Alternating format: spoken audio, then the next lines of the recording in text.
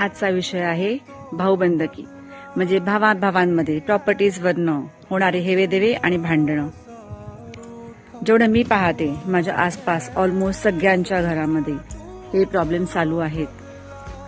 कोर्टाचे matters, एकामेकांचे हेवेदेवे, एकामेकांच्या मुलांशी वाईट वागणं, एकामेकांचं नाव खराब करणं, एकामेकांना होईल तेवढा त्रास देणं. अरे भाऊ आहात की दुश्मन? आपण जर का त्या कॅटेगरीमध्ये असाल तर समोरचा आपला भाऊ किंवा बहीण सुधारायच्या पहिले स्वतःला सुधारावा.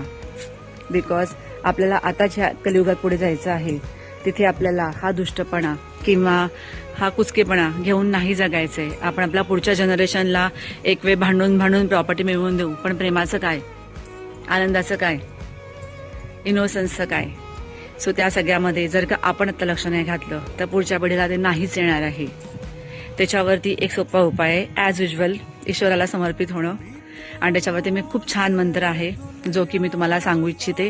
कारण तो जेव्हा मी ऐकला, जेव्हा मला त्याच्याविषयी कुठून तरी माहिती मिळाली, मी जस्ट तो ट्राय करून बघितला की बघूया तर खरंच फरक पडतो का. आणि मी त्याचा ट्राय केल्यावरती मला त्याच्यामुळे फरक पडला असं वाटतंय. बाकीच्यांचं माहिती नाही, माझ्यात नक्की फरक पडलाय. सो सुरुवात तर आपल्याला स्वतःमध्ये फरक पडूनच करायचे. तर मी तो मंत्र तुम्हाला सांगत आहे. तुम्ही तो नक्कीच इकडे तिकडे ऐकला असेल, त्याच्या अनेक पोस्ट असतात, पण कोणी किती वापरलाय मला माहिती नाही. पण मी वापरलाय म्हणून मी सांगते. मी कुठल्याही धर्माचं, जातीचं किंवा कुठल्याही व्यक्तीचं कौतुक नाही करत आहे. मी बस तुम्हाला एक्सपिरियन्स शेअर करते की मला त्याचा उपयोग झाला आहे. You try.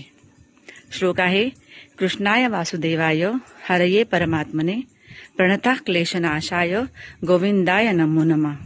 करून बघा, इट वर्क्स. स्पेशली भावा बहिणींचे प्रॉब्लेम्स असतील, समाजामध्ये तुमची मानमान्यताची हानी झाली असेल किंवा तुमचे प्रॉपर्टी इश्यू असतील, 100% त्याच्यावर ते काम करतं. तुम्ही ट्राय करा. It works. Wish all the best.